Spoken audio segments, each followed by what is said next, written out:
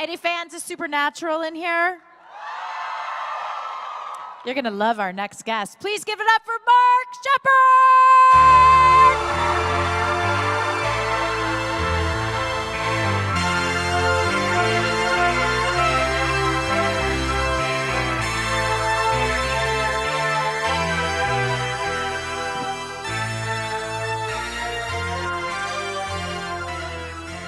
Welcome to my living room, Mark.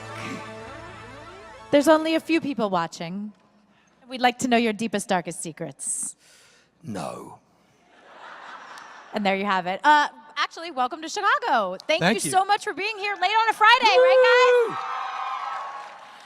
So looking out, I mean, Supernatural, huge, 8 seasons. You clocked it in. Did you have any idea when you started the role that it would extend for so long? No, none at all. I just thought it would be a fun thing to do. I think I told you before, but I was good friends with a man called Kim Manners, who was a showrunner on the show for years. And he worked on X-Files, and I worked on Mantis with him. And he was in on X-Files. He was on X-Files and Mantis and all these other shows. He goes back to 21 Jump Street. He did all those amazing shows up in Canada. And he worked on Supernatural in the early days and is responsible for a lot of what went on there, including the boys' behavior. He's very, very good. And he was like, oh, you know, I'm doing the show. You'd love the show. You love the boys. They're great, et cetera, whenever I'd see him. And unfortunately, he got very sick and he passed must have been around season 5, he passed. And pretty soon after that, an audition came up for Supernatural. They're like, do you want to do this? And I'm like, I just started laughing. So nothing had ever come across my radar before. I hadn't done the show. They'd been on for 5 years. Nobody ever asked me. It just wasn't my thing. It wasn't, you know, in my purview. And I was like, yeah, this could be really funny. And I read it, and of course, it was written by Ben Edlund, so we knew it was weird when it started. Love Ben. And those of you that are Supernatural fans, he wrote French Mistake. He wrote, you know, Let's Kill Hitler, I think. I think he wrote a whole bunch of fun stuff. He was the idea of creating hell as a line, basically in a convention. Mm-hmm. Right. So, and he's the creator of The Tick, so he's the coolest guy in the world. So I was like, yeah, I got to do this. And I'm kissing a 70-plus-year-old man under the crossroads. Did I tell you about that guy? I love that story. I think that you should tell these guys about that guy, that tall guy. So they give me the job, right? They give me the job. And the opening scene is the guy selling his soul at the crossroads, and he's burying this tin, etc. So they got to find a guy to kiss a guy under the crossroads. I'm like, it's Canada, one of the most liberal countries in the world. Should be no problem. They couldn't find a guy for love or money that would kiss a guy. I did check that it wasn't because they knew it was me. It wasn't released that you were playing the role yet. It wasn't released that it was me that was doing it. So they literally couldn't find a day player. And I think there's a weird thing about the unions in Canada, is the unions were busted, so there's no residual payments in Canada. So if you're a day player in America, you get, for a day's work, you get about $750 or something, $850 for you know, just to be on the show for a day. So you know, guy at the bartender. It's $750 for a day's work. In Canada, because there's no residuals, they get bought out. So you can go do a day's work in Canada and make $3 grand. Oh. So the basic pay is like $3 grand. So you've got an awful lot of these actors who go, nah, I don't want to do that. No, why should I kiss a guy under a crossroads? I'm not really that interested. They couldn't find a guy to do it. Eventually they found this guy, L. Harvey Gold. God rest his soul. I think he's still alive, but God rest his soul. And it was like, he was this really tall, big guy. So bald, closely shaven hair at the back and stuff, and very tall. And he was very fun. And fun was not what we needed for this scene. So the more I would talk to him, the more fun he would get. And his acting went right out the window. I mean, it was just like, he was just very larger than life. And Phil, the director, was like, oh, for God's sake, stop talking to him. And so we don't need you engaging with. Yeah, no, because he was having too much fun, and then he would do this, and everything was like a bit light, and it's a heavy scene. And I'm like, okay, I'll stop. He goes, just stop talking to him. I said, okay. So I stopped talking to him. So then he got scared. So then he started thinking about the kissing scene. So now he starts to get really worried. He's like absolutely abjectly terrified. The guy's like 6'2" or 6'3". He's a massive dude. And he's in his late 60s, I think. He might have been in his 40s, just not look very good. You never know nowadays. So everything was going well. It was going fine until the kiss. He couldn't hit his mark. Oh, God, poor man. Got out there. We had to keep take after take after take. The crew was absolutely wetting themselves. This is my inauguration into Supernatural. I was kissing a guy under a bridge for 6 hours. Like, fuck. So we get to the kissing scene. It did not help that the first thing I said before I kissed him, or the last thing I said before I kissed him, was, "Pucker up, Buttercup." I don't know why, it came to mind. "Pucker up, Buttercup," and like he started fighting me. He was literally fighting. He's a big dude. Yeah. So all I You had to pull him in. Kissing the guy, yeah, I had to pull him in. Yeah. Thanks. I didn't have a lot of practice at kissing big dudes under bridges. So yeah, I mean, kissing him was like kissing a piece of paper. It was about as exciting as kissing a piece of paper. And he was fighting me the whole time. And all you could see is the entire crew just laughing their asses off, going, "This has turned into the Keystone Cops at this point." So, but kissing him was fine, but oh my God, grabbing the back of his sweaty, clammy head, those little short hairs at the back of the neck, I was like, ah, ah. I totally understood dating. I got it. I totally understood dating. I was like, God, personal hygiene is amazingly important. It was a life lesson. It was a life lesson. First day of Supernatural. I just remember the dolly grip Peter, who's like one of my favorite people on the planet. Just big Canadian dude, very quiet in a hockey shirt, just looking at me going. And you were like, mm-hmm. And then who would know that would turn into 8 years of insanity? I mean, who would know? I mean, 8 Oh, years. you did know. You did know I had to do it again. You know I had to do it again with Jim, right? So Jim Beaver, right, is all, Mr. Cool, Mr. Vietnam veteran Marine, tough guy, goes, kissing Mark, who cares about kissing Mark Shepard? It's no big deal, no big deal. We got closer and closer to the event. He started to get scared. So I'd done it before, so I wasn't that worried, right? But so when we went to do it, they took my camera to take the pictures of the kiss. And of course, Phil's going, hold on, hold on. No, we need another one. Hold on, one more. It went on for about 10 minutes. Oh my God. Is that the most uncomfortable picture of two men kissing you will ever see in your life? It's amazing. Where's the camera? Okay, wait, lighten your phone again. Lighten it. Oh. Yep, there we go.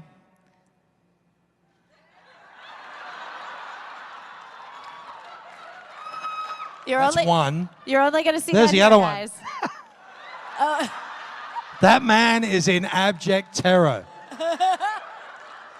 He goes, I fought for this country. I've done, he's in Deadwood. He's in Breaking Bad. He's in such all a this manly stuff. man. He's a manly man from Texas. He goes, well, I'm going to be remembered for his kissing Mark Shepard. So kissing me has its consequences. It certainly does. It does. So over the 8 years, obviously, the character evolved. And when you learned, it was... Into what? Well... You saying I got fat? No, I You am are. not You're saying I that. put a little weight on, but But we all got a little older, a little grayer. The boys had kids. the boys Yeah, and yeah, kids. they did. The moosey one still had chicken legs, so he didn't get any bigger. In the end, I know that you weren't entirely happy with the wrap-up of your character, but I love, love, love the story that you shot for your character's last episode. And so could you share that versus what the audience saw on screen? Well, look, I mean, fair play to Andrew Dabb. He'd written an end piece, a sort of a placemaker end piece. He wasn't quite sure, I don't think, what he was going to do with the end. And he did the death in 21, which doesn't really make a lot of sense because they don't spark out in front of Lucifer. So I was like, oh. So it just sort of all turned into this sort of very complicated thing. And, I knew I was done, but they can't, there's an old, God rest Stephen Bochco, who actually did just pass away. There's something called the Bochco rule. Do you know that? You know that rule? Yes. The Bochco rule is you never tell an actor he's done before you finished filming him.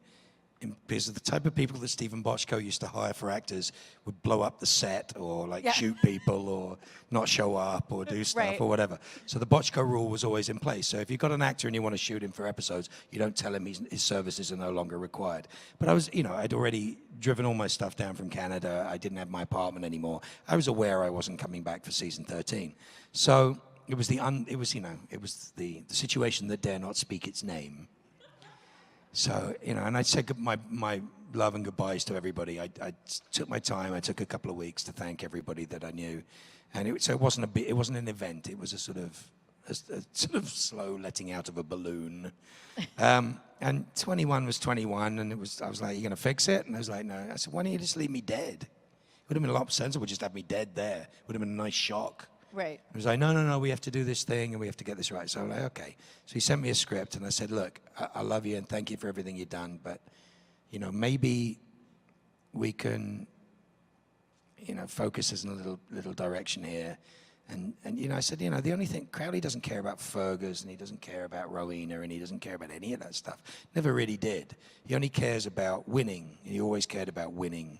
And, he just constantly won. And, there was a thing, I had a joke with Jeremy for years that even if they wrote me losing in a situation, I was going to play it like it was my idea anyway. Mm-hmm. And he started laughing. I was talking to Robbie Thompson today. I was going it doesn't matter what you guys wrote, I always wrote it like it was I always played it like it was my idea. Right. Which is like, so I always knew this was going to happen. If they had the drop on me, it was like because I knew they were going to have the drop on me. So it was fun to play that way. So, They rewrote the end, and the end was, Andrew did a really good job writing it. And there's this huge speech in the Men of Letters, and I'd asked him for a line that I wanted to put in. So when Rowena's dead, I'm like, and he go, Lucifer. Lucifer. So I guess which one that was. And my line, I added the line. Funny, I always thought it would be me that killed her. And everyone was like, you can't, that's awful, that's terrible. I'm like, it's absolutely correct. Mm-hmm. And they were like, yeah, it kind of is absolutely correct, it makes sense. Because Rowena was never really a mother to Crowley. The thing that was the problem for Crowley is, it's Fergus's mother, it's not Crowley's mother, and that's what always gets so irritating about it. I always played it as though everybody else has a mother, so why can't I? And she always played it rather brilliantly that way, but it would have been so much more interesting if she was my ex-wife. Or, you know what I mean? If she was Gavin's mother but was my ex-wife, it would have been a fascinating situation. Do you know what I'm saying? Mm-hmm. We tried to make it work that way, but it got a bit complex. So they put in this huge, it was a great speech that Andrew wrote about, like, I've been trying to keep my job for so long, I never realized how much I hated it. I think that was a bit personal from him. but it was like, it was written very caustically in that way, and I think Bob deliberately designed the shot so he could cut the middle out, and the middle contained the words. It just kept going on and winning and winning and winning, never stopping winning, and even when I lost, I won. Even when I lose, I won, never stop winning. And then I come back and did the conclusion of the thing to them at the table. And at the end, when Lucifer is there, and I step up, and I know that I'm the only answer in this way, he goes, you took it personally. I was like, yeah, I hate that line. That's just fine. Okay, we'll play that out. Yes, you humiliated me. How the hell could Crowley be humiliated? I mean, he had no... The guy was, as deviant and as odd as you could possibly be. He would flip everything, of course. winning. Yeah, exactly. Yeah. It didn't make any difference. So it was like, okay, I'll let that go. But it's like, and he goes, and the line was, you're going to lose. And my line was, funny you should say that. Funny you should say that. And then I say, because even when I lose, I win. And I turn around to the boys and I say, goodbye, boys. And then stab myself, which is supposed to be this shock moment. And so they cut it out. And I was like, well, that made it less fun than it would have been. Yeah. So it was a little bit, So I did a T-shirt in revenge, and we raised plenty of money for charity, and thank you very much. That was awesome. And the T-shirt is awesome. T-shirt's great. It's fun to do. It's fun. Listen, I have so many fond memories of doing that show.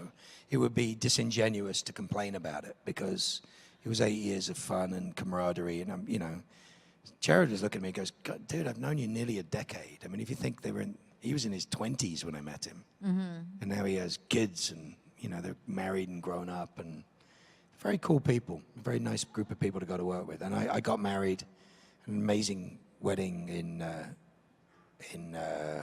Pacific Palisades, sort of between Malibu and Santa Monica.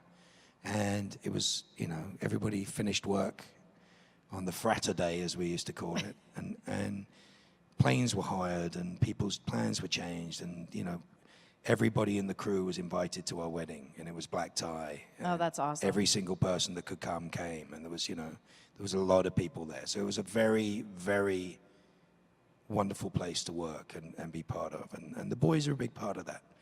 The Misha one is a bit odd, but I do love him. He's a bit soppy, but it's like, he builds hospitals and schools, and he helps people, and he likes people. He's a role model. Who cares about role model crap? Feeble. 30, how many years has he been on? He's been on since season 4, hasn't he? So it's like 9 years, and he still doesn't understand sarcasm. Something really wrong with that. I like Steve. Talent. Did you ever see Steve, the character Steve he plays? I like Steve. Steve's good. Steve's happening. Steve is a happening dude. Works at 7-Eleven, serving Slurpees. That's kind of where I see him. But, God, Castiel. Do you know why so many people dress up as Castiel? It's the cheapest costume you can get. It is a crappy There's raincoat. truth to that. There's truth to that. It's crappy, $20 costume. It's like, oh, look, one week I'm Castiel, the other week I'm Constantine. Look, red tie, blue tie, red tie, blue tie. That's why Matt dyed his hair, I think. I think so. Matt Ryan dyed his hair just to be different. If you guys have questions for Mark, line up in the aisle. We'll get through as many as I we won't can. answer any of them, don't worry. And I want to ask you, 8 years, is there... It's a prison sentence. I could have done a murder in France and taken less time. I mean, you could have, but we're all happy you did Supernatural instead. Favorite standout episode other than maybe your first and last? No, my first episode wasn't my favorite, but it was fun. My favorite episode I ever did was the end of season 8. All the HBO stuff. That was so funny to do. Singing, crying, and just being generally weird. That speech is hysterical. And the end of season 9 is really cool too. That speech to the then becoming Demon Dean. So let's go take a howl at that moon. That was pretty cool. You were really good at speeches. They would write a lot. They used to use me Yeah. to close the seasons. To button things up. And I always think it went downhill when they stopped doing that. But I agree. I mean, the end of season 11, I'm sitting there eating peanuts at a bar, so it was kind of a bit different. But that was an amazing thing to do. That whole, when he's asleep in the bed, he's out in the bed. So the director, Tom Wright, who I love, who worked for Hitchcock when he was a kid, he was Hitchcock's storyboard artist. Oh, that's amazing. He's an incredible human being. He's directed my dad, he's directed me. He's a grumpy old bastard who's brilliant. It's like 3 in the morning, going, what are you doing? He goes, I don't know, I'm old, leave me alone. Okay. He directed Baby, all right? That'll tell you how good he is. He's an amazing director. So he goes to me and he goes, all right, it's your speech. I don't really care what you do. You can go wherever you want. I see the opening as you in silhouette in the doorway. I'm like, okay. So I did the opening silhouette. And I found a place to sit, and I sat down in that chair. And as soon as I sat in that chair, I had my arms, and I suddenly thought of the Lincoln Memorial. You know that amazing feel? It's like, because I was in that. So I was like, and it's a thing about truth. The whole speech is about truth and lying. And I was like, ooh. Honest Abe. It was like kind of fun. So I had this whole... So I was becoming an American at the time. It was kind of cool too. So I was doing my history and I was like, wow. So I did this whole thing as Lincoln, I thought. Very weird Lincoln. Now I want to rewatch that scene. And rewatch it and you'll see me doing that. Lincoln. See, Mark Shepard doing But Lincoln. of course, Jensen, I'm in the middle of this speech and Jensen has had... Because it's the last shot of the series that year, right? He's drunk. So he doesn't have anything to do. He's laying in a bed. They've had they're all drinking whiskey and having fun. It's my speech. Yeah, I'm good. So I'm about, 2/3 of the way through the speech, and he knows I'm going to go again. And he's like this. I'm like, oh, and blah, blah, blah.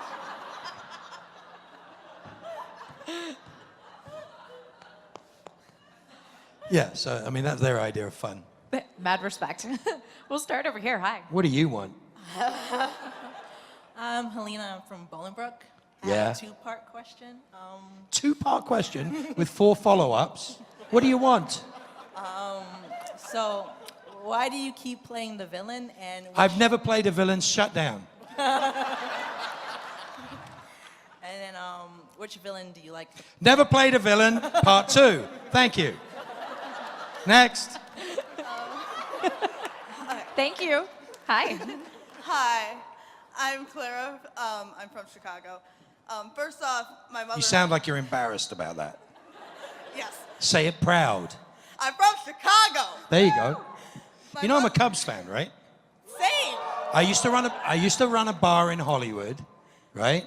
And the owner was called Joe Power, and Joe Power, at the Powerhouse, used to have WGN on all day. So when the drunks were kicking out, the drunks of Hollywood all the time, we were watching the Cubs. So I got used to loss at a very early age. Disappointment was obvious to me after about 15 games. Be 15 games, all right, they're losing again. So that was great. So I actually got to go to Game 3 of the World Series at Wrigley Field and watch Bill Murray singing the worst version of Take Me Out to the Ball Game that I've ever heard in my entire life as Daffy Duck. But I was there. So I've actually been, so I'm a real Cubs fan. So anyway, so whatever, I love Chicago. My mother and I love doing Supernatural and Firefly. We wanted to say that. But my question is, out of the actors and actresses that you've worked with and haven't worked with, who would you want to work with more on Supernatural, and who would you want to You work said on? moron. Like, if you had the chance. I don't care. I'm a whore, we all know that. I'll work with anybody.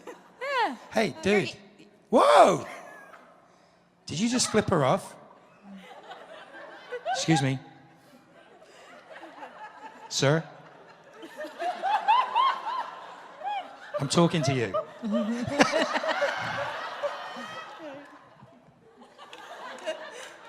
Sign language for bullshit, just so you know. The English one is great. Watch this. Ready? You got bollocks?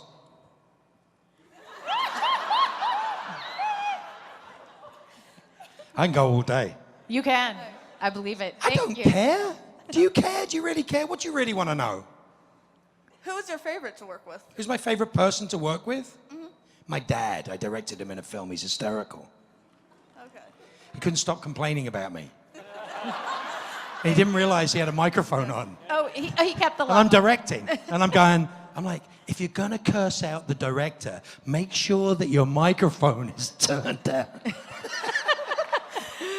Thank you. Thank you. Thank you. Yeah. What? Hey, Mark, how are you? Chris from Lockport, Illinois. First things first. I know that's in Illinois. Are you sure? Yes. Awesome. I flew over it on the way here. You probably did. It was closed. It still will be. First off, I love you. You've been in like every favorite show I've ever had. That's in not my a life. question. No, I know, but still. The question is what shows that you have not had a chance to work on that you want to? He's been in everything, like you said. Exactly. There you go. Question answered. Thank you, Claire. You're welcome. I'm not telling you. What do you want? Hello, What do you want? I'm Fabs from Melrose. Hi. Hi. Melrose, like in Hollywood? No. No, okay. A different Melrose. Different Melrose? Ah. So, Hi. Hi. Hi. Hi. Hi. Hi. Just jump in with your question, because he'll just Okay. keep going. It's like a golden retriever.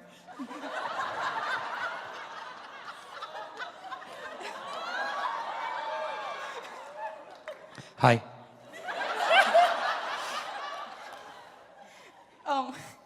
So my question is, what's your favorite inside joke with the Supernatural cast and crew? What's an inside joke? An on-set prank. A prank? I didn't think they didn't prank me. They tried pranking me one time. I mean, Jared wrote something on my car once. He's an idiot. I wrote something on your car. I was like, move your car, you idiot. But they were always worried about it because they knew I'd sue. I mean, seriously, Misha was like the easiest target in the world. It didn't matter what you did to him, he took the bait. He always took the bait. I mean, they did nasty stuff to him. Kicked him in the balls. I've literally watched Jared grab him by the nuts and squeeze in a scene. During a scene, In a right? scene. Kicking him. I mean, and he just takes the bait. He won't back down for a little bit, and then he gets all heated. The best thing I've ever seen them do was pie him. He directed an episode. They shredded his script. The poor guy. He had to give his car keys to somebody and have him park off site. Because Jared actually asked me, how much is his car worth? You can't break his car. So, well, like, sort of, just imagine, how much would it cost me, like, if I had to get him another car? I'm like, what are you, stupid? What are you talking about? Well, he was thinking about destroying his car for fun while he's directing an episode. It's like, yeah, this is, I mean, and so they pied him. So Jensen pied him beautifully. You know, Jensen's a bit of a dancer and he's like kind of cool. So he literally got videoed going in, under, to the face. Beautiful. Beautiful shot. I was like, yeah, that's world class, dude. Well done. Jared hit him so hard with a pie on set, it took 45 minutes to clean up the debris. I thought he broke his nose. Was it, what kind of a pie, do you remember? Oh, it had a lot of cream on it. Like from craft service? No, pie? they went out and got the proper pies that you're supposed to have for pieing somebody. So it's like 2 great big like Boston cream pies. Yeah. And they hit him so hard. I didn't know he was going to come back from that. Thank you for your question. Thank you. Yeah, thank you. What? Hi, over here. You filming me? Yeah, you are.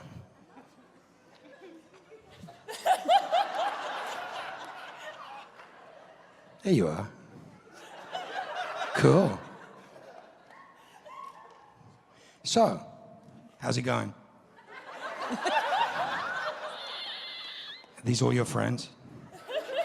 Is that for the shy and reserved behind you? Ooh. Nobody has a sense of humor. Hey, Claire. Hi. It's cool. I just got me an iPad.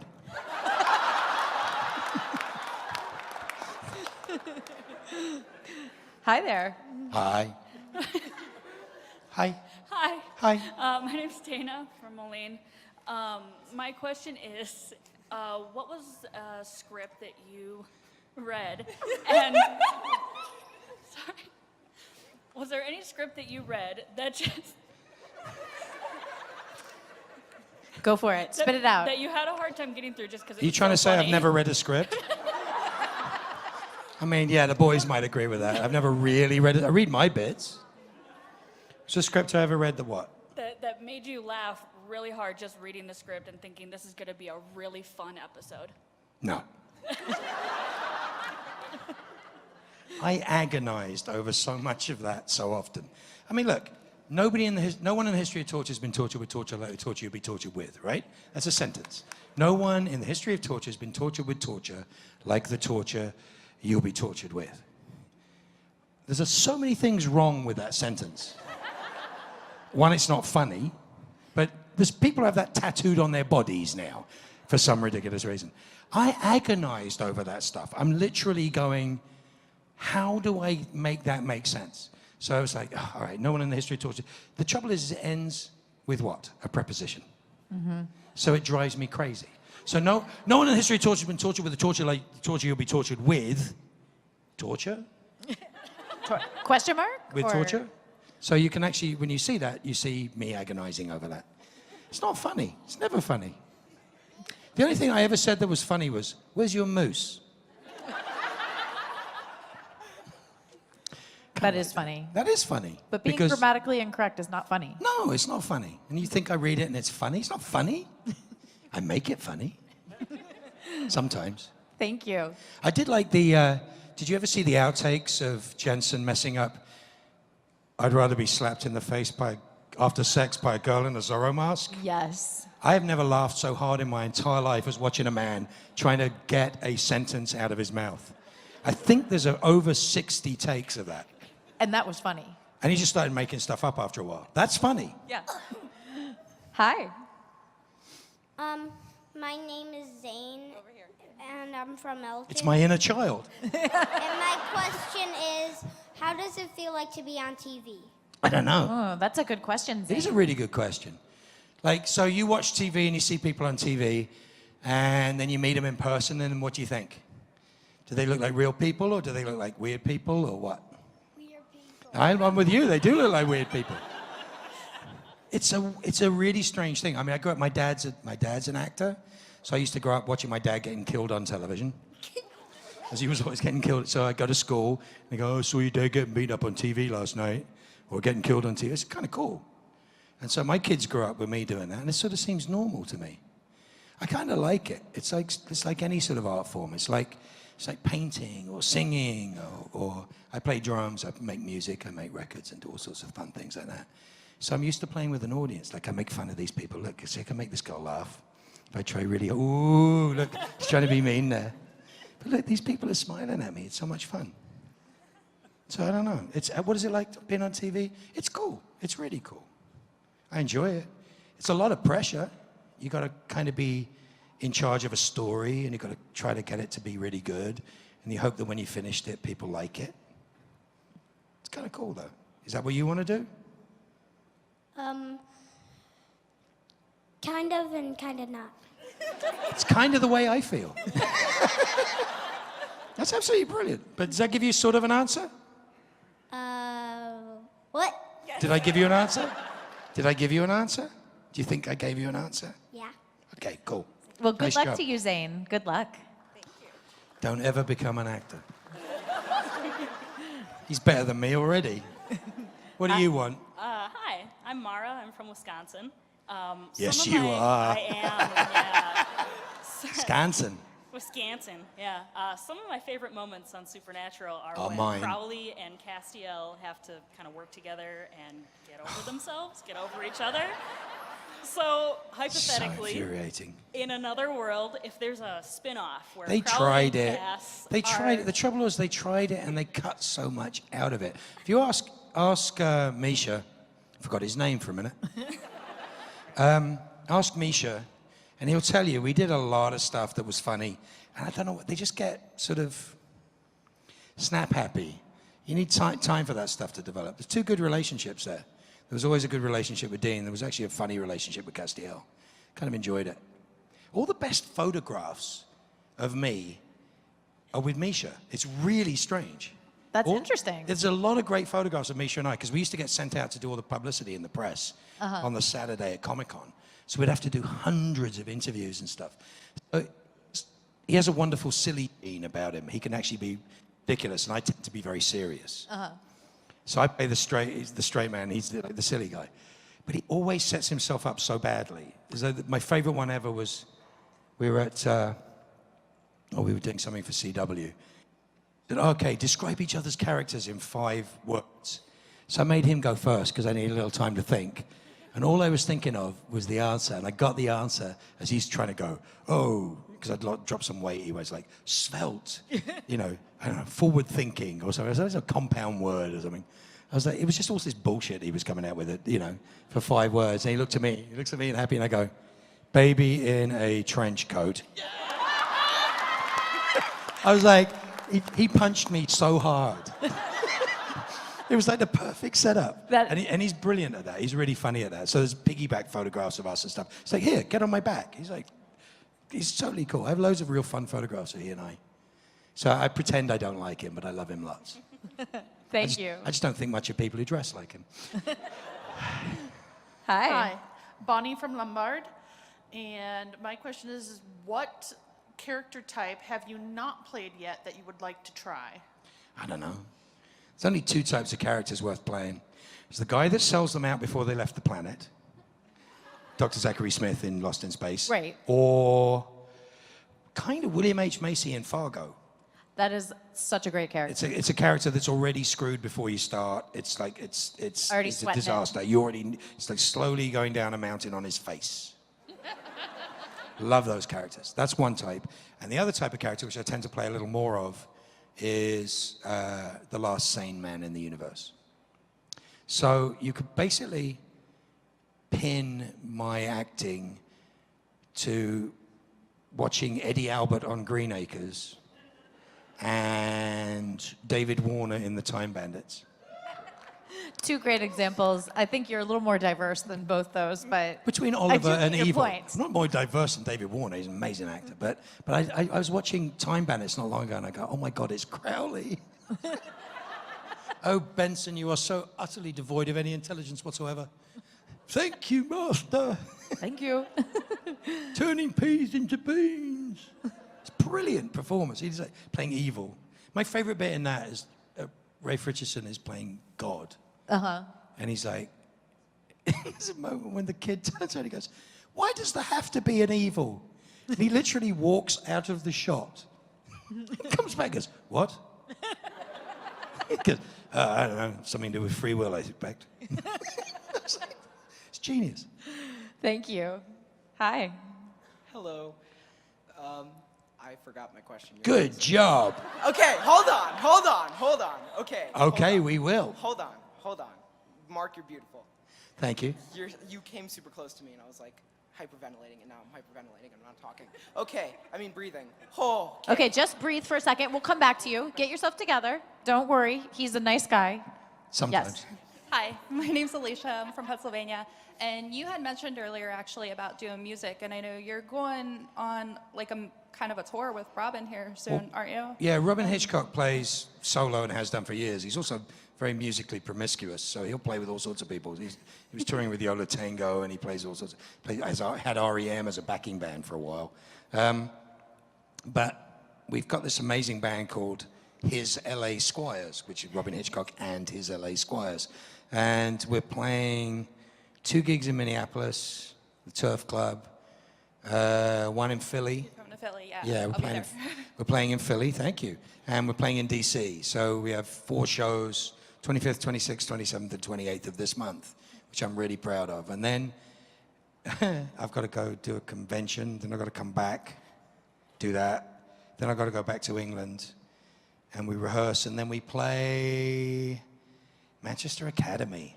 I can't wait to come see you play. It's going to be so cool. Manchester Academy and University of London Union in London, and we got a Mark Riley session for the BBC. I did a WXPN session. If you guys want to hear what we were doing and the players I'm playing with, WXPN World Cafe, look it up on the internet. It's a Philly radio station. It's the East Coast version of KCRW.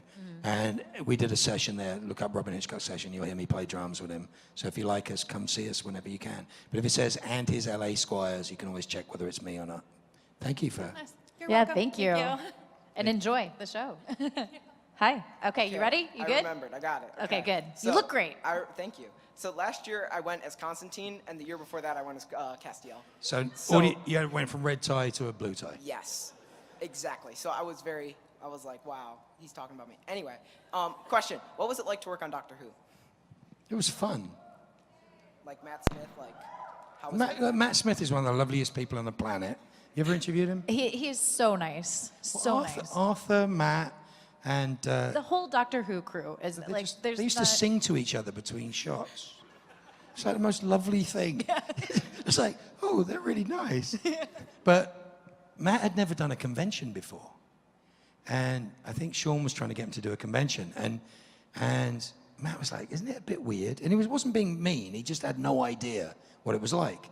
I said, oh, no, it's wonderful. I said, look, you're a stage boy. You've always been a stage boy. You love crowds. He was a footballer, loves crowds. And I said, you know that thing we do? We go make television, and we have no audience. We don't have this. You're smiling at me in the front there. You're waving at me in the front. You're waving at me in the front. You're filming. You're waving. But I've seen all of your faces today. I've seen you, and I watch what you think is funny, what you think is not funny. Your oohs and ahs and boos and all that stuff. It's an incredible energy that we feed off, right? And everything is different. We've talked together before, and no 2 times are the same. Right? Never. Some of the stories are the same, but there's an incredible organic experience here. And we don't have that making television. We have that amongst our friends, the 150 people making the show. But then when you go to, you've done it, it goes through post-production, incredible people work on it, and you see it and it's gone. If you go to a convention, you get to see your audience, you get to play with your audience, and you get to have, if you put love into it and you put energy into it, you get love back and you get energy back, and it completes that circle. And he was like, he went and did this convention, the first convention he ever did, and he saw me at Comic-Con afterwards. He goes, it's exhausting. He goes, it's amazing, but it's exhausting. He was so tired from being genuine and being interested and being like protective and yet caring, being all of these things that we try to be when we do this thing. It's an incredible thing to do. People think, you know, we do this for money. No, that's a product of how we have to get here and why we're able to give our time, etc. That's the least of it. We do it because we get to share this experience. I get to see you. I love talking with you, and you do so much homework with all of the work you do with everybody. I'm always amazed that you know so much stuff about what we do. And you're a fabulous actress yourself. So you know exactly what we go through to get all this, and you've been part of the fandom for years and years and years. And you know, people think that events like this are about the community out here. It's just as much about our community getting to interact with you guys. So we thank you as much as and you guys are excited. It's a genuine joy for us. But the truth is that as much as I love that you love me, I love that you hate me, I love that you think about me at all. The fact is my job is to interact with you and play with you and enjoy you and stoke the fire a little bit. And really, all I'm trying to do is just show you the appreciation I have for your support. The thing that blows me away and has always blown me away and is mind-blowing to me is that look, we live in you have kids, I have kids. We live in very scary times, and it sounds like such a weird thing, but nobody gets out of here alive. And we've got a lot of people with a lot of problems that aren't dealt with. And the fandoms, for want of a better word, are very safe places for a lot of people. And that means we have a lot of bruised and battered people that come along for the ride because this is a safer place than it is somewhere else, you know, than out there. And I love that, and I'm so proud of that. And I'm proud that this is a safe place for people to come to, be they having mental health issues or gender issues or identity issues or anxiety issues or a million things that happen to all of us. Is that now our artists are admitting to having the issues that we have. So, you know, I have anxiety. I'm so OCD, you wouldn't believe it. It drives me crazy. If your tie's not straight, it drives me up the wall. It's a fragile world. And what I love more than anything about this is the kindness that is involved in this. You know, the fact that people make friends at places like this and they come with their friends. And if if you go to enough events, you know, the supernatural conventions are that way, and Sean's events that we were used to in England, and there's a lot of really positive places that you can feel part of and not apart from. So that thing that your guilty pleasure show, you're the only one in your family that watches it, you can go to a place and sit with 5,000 people who have the same feeling. I mean, it's an amazing thing. And we love that. And what's fantastic for me is that, because you're not, you know, these pathetic furries living in your parents' basements that the press would love to, and I'm dead serious. Some of you are, but that's the fun part. I'm not going to tell you where I live.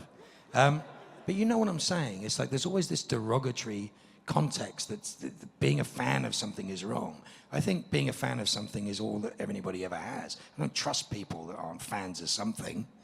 You know, it's ridiculous to live your life without being an admirer of being a fan is, you know, nowadays it's not being afraid to show your passion. Exactly. Not, Wearing your heart literally on your sleeve is what it is. And I applaud how powerful that is. I've watched people go through gender reassignment dressed as me. It's the most humbling thing in the world that somebody feels comfortable in my skin, you know, on occasion. Absolutely. Seen people with painted beards become real beards. I think that's the coolest thing it's so wonderful that we have a safe place. And it's not just that. For me, that's just as a straight guy of privilege, that's like, you know, wow, that's kind of humbling. But I'm so in awe of what you guys do and that we have causes and things we believe in. I have a type 1 diabetic son. You know, you guys go raise money for him. I'm like, that's the coolest thing. You get behind us, and you know, that idiot Misha and his friends builds hospitals and schools and feeds people, has causes. I mean, seriously, the change in the world. And I think this is a lovely microcosm of the positivity that's in the world. Isn't it funny that it's the geeks and the meek that do it, not the loud and the angry that change things? I think it's beautiful. Thank you. Hi. Hi, I'm Tracy. I'm from Grand Rapids, Michigan. Hi, I've been there. Awesome. Well, holy Chuck, I guess Guy Gardner had my question on the cosplay, but what would you like for a Crowley cosplay, like to set you apart? I mean, it's not just a black shirt, black jacket. What would you say would set? Spend some time and bloody effort doing it right. That would be good. See, cheap, crappy Castiel costumes. No, you know what? I'm just honored anybody thinks about it. I've seen so many amazing Crowley costumes, stuff that was clever, the two heads, all sorts of weird stuff, just fun stuff. The butcher stuff. You know what? I'm just glad to be included. It's an honor to be included in people's lives in that way. It really is. I'm always in awe of everyone that wears their heart on their sleeve. I am. Unless they're dressed as Castiel. Thank you. Thank you. Hi. It's just child abuse, basically. Hi, I'm Rose from Lombard. That's my daughter's middle name. Well, it's a good name. Yeah. So, like, Supernatural has been, like, a huge part of my life, and, like, seeing you on it and stuff is just, like, really, like, touching and stuff, because you've been on a whole bunch of, like, shows that I've watched that, like, I love. Are you stalking me? I don't know, maybe. Cool. Again, a compliment. It's pretty cool. So, like, being on Supernatural, what was, like, one of your favorite parts of, like, being in that, like, atmosphere and, like... Laughing. We just laugh all the time. It's hard work. It's amazing people. I mean, I remember the end of season 8, I always talked to Dave Rappel, who's a dolly grip, and he was working a crane. And when they were doing the outside scenes at the end of season 8, going into the church windows, it was like a freaking hurricane out there. It was one of the scariest things I've ever seen. I'm like, hey, how you doing? It's like nobody could talk to me. They were busy trying not to die, you know? And then, you know, we get inside and we do the end of season 8, which we shot in sequence. Which is unusual. Which is very unusual.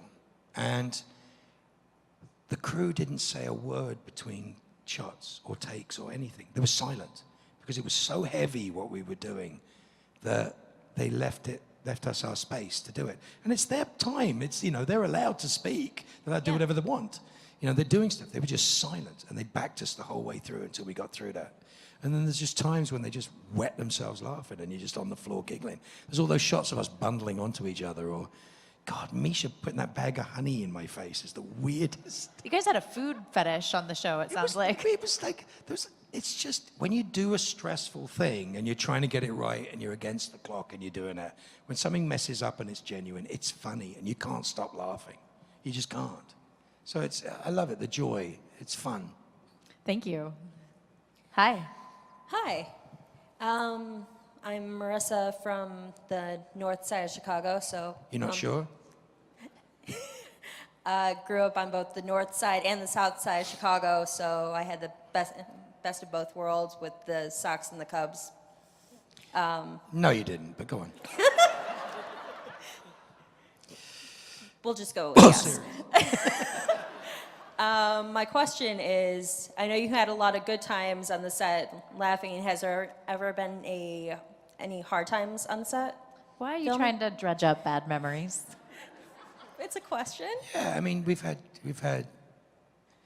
people have had difficulties around us. We've had family members pass, and people we love. We lost 2 stand-ins who were very close to us. And it's very hard to process people that you see day in, day out, and you know, and then you don't see them, or something happens. You know, tragedy happens in people's lives all the time. But when you know, it's not a normal life working on a set like Supernatural, because you work. Admittedly, we don't do 18-hour days. It's the one thing they refuse to do. According to Jim Michaels, if you're doing more than 14 hours, you're doing something wrong. So, but we work 14-hour days. Yeah. I mean, you work hard to do it. And you see the same people day in, day out, every day. So you can't just come in and da-da-da-da-da-da-da. You know, you have a responsibility to the people around you, and you see them more than their family sees them, you know? That's what happens. And yeah, you get to see a lot of really shitty stuff happen to people like you do everywhere else in the world. And you get to see people come together and put money into things or take care of stuff or, you know, pay people's bills or take care of the things that need to be done because that's the way it needs to be done. And sometimes it's a bit better that you have a job or you feel that you got backing. You know, I've been through some stuff in my time and I did it all the way through in Supernatural and they backed me the whole way. You know, that's the point. You know, I've had births, they've all had children, you know, I've been, you know, let out of a shooting so I could be in the right place for the baby and everything else. And, you know, I've had, yeah, they're good people. You really do become really, when you spend that many hours a day consecutively year after year, you are a family unit in and of yourself. A very dysfunctional family unit. But Of course. But that's why the fun is bigger and the silliness is bigger and the jokes are bigger. But hopefully the result is bigger. We try to make better than average television. You don't have enough time to make what you want to make. You don't have enough time to maybe make you know, what did Larry Shaw said to me when I was doing the X-Files? Because remember, television is trying to take B- material and trying to make it into A- material. And that's the time constraints and the difficulty. And sometimes you hit it out of the park. Sometimes you get a baby or a French mistake or whatever, and it's just brilliant. And then you just go, yeah, that's why we do that. Yeah. We watch it and we know we put it together. And when we come to conventions like this and places like this and get to talk about it, it reminds us of why we do it. And the smiles on your guys' faces when you actually know what I'm talking about is pretty cool. I mean, that's a very personal thing to me. Thank you. Thank you. And you look great too. Thank you. Hi.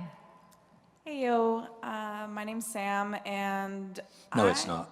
No, it's not? What is it? Samantha. Samantha. I hate that name. But I love Supernatural, one of my favorite shows. One of my other favorite shows, though, is Charmed. And my question is, what was it like on Charmed? It was interesting. I thought I could act with a tiger. I was like, yeah, no big deal. You can let the tiger in with me till I saw it. Then you're like, Literally, the most primal moment of my life is the tiger decided to go in a different direction it was supposed to go in and came towards me. And my little kids, put your fingers in your ears. My arsehole puckered so fast. Seriously. I mean, I was like, nah, don't need to be near a tiger. What the hell reason do I have to be next to a tiger? Split screen it. Get on with it.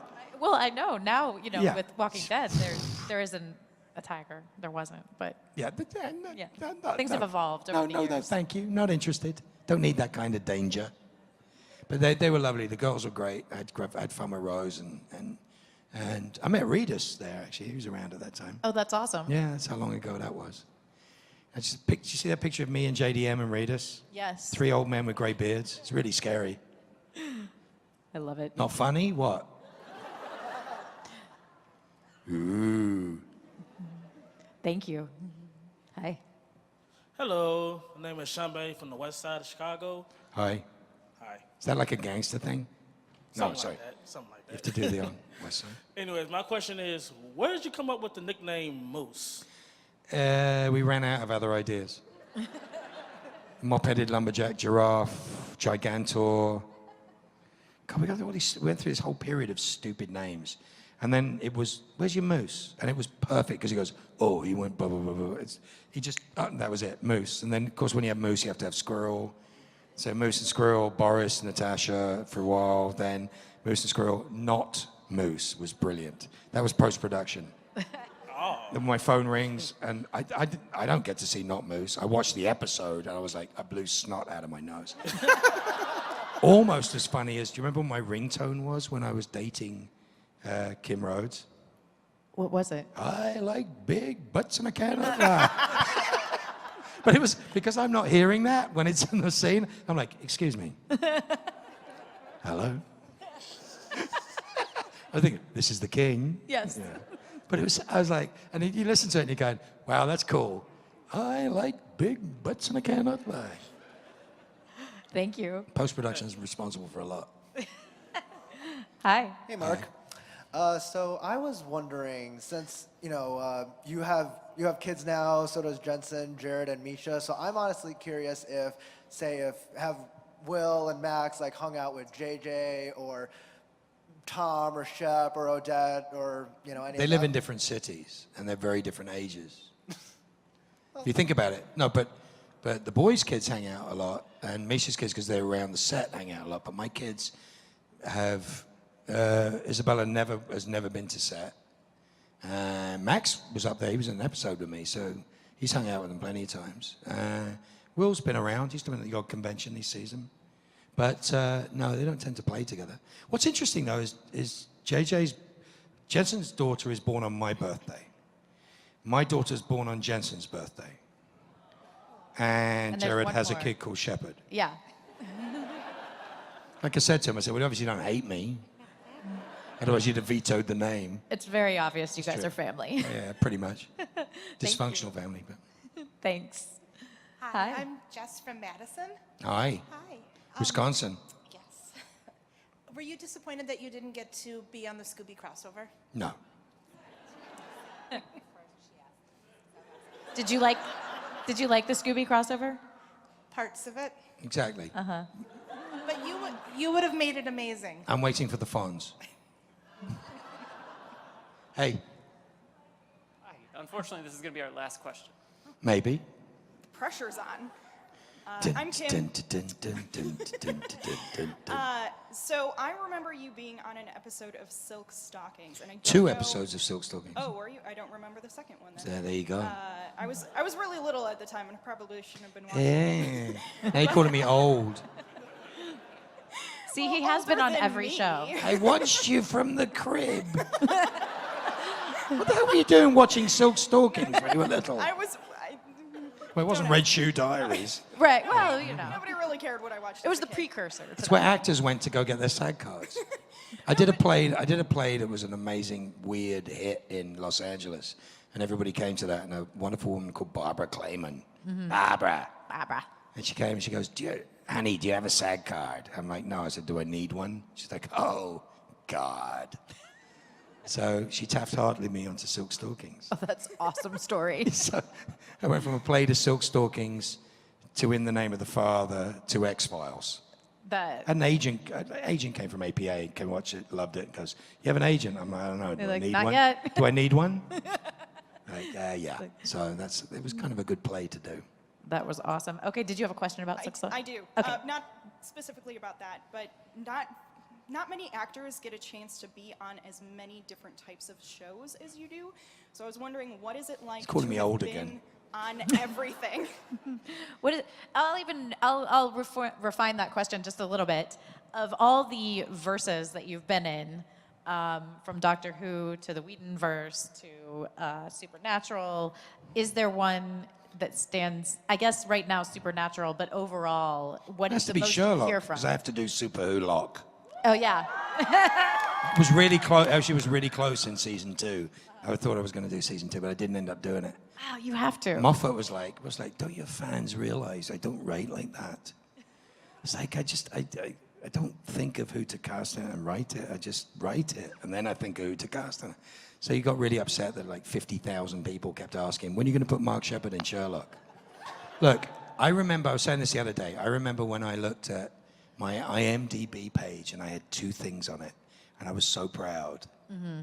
And I'm just really lucky that the things that I've loved doing and enjoyed doing are the things that you guys seem to love and enjoy.